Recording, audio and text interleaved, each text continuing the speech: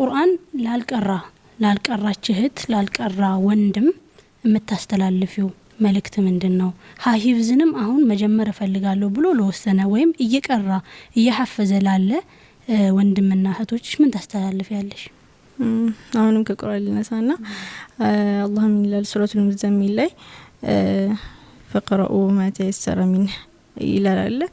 علم كذا بفت علم لن تحصوه فتاب عليكم فقرؤوا ما تيسر من القرآن علم أن سيكون منكم مرضى وآخرون يضربون في الأرض يبتغون من فضل الله وآخرون يقاتلون في سبيل الله فقرؤوا ما تيسر منه ይላል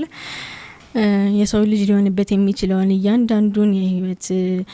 ስንክሳሮች ምናምን አነሳና በቃ የሰው ልጅ ወይ ሊታመም ይችላል ወይ ለዱንያው እየለፋ ሊሆን ይችላል በቃ የሆነ የህይወት ስንክሳር ውስጥ ሊሆን ይችላል ወይ ደግሞ ጂሃድ ላይ ነው የሚሆነው ግን in any means ቁርአን እንዳትተው فقرؤوا ما تيسر من القرآن ያለውና እኔ አላቅም በማንኛውም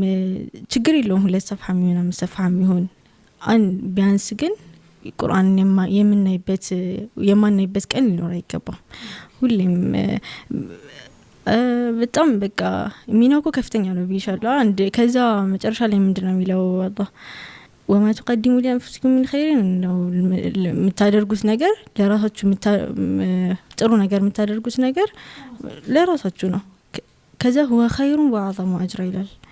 እሱ خير ነው واعظم اجر እንደው በጣም ትልቅ ምንዳ ነው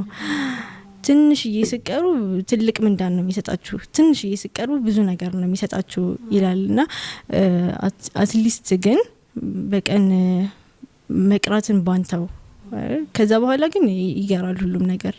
ተደብሩን እንፈልግ ከሆነ መቅራት አለ መቅራት የመጀመሪያው ስቴፕ ነው ሂፍዙን እንፈልግ ከሆነ የመጀመሪያው ስቴፕ መቅራት ነው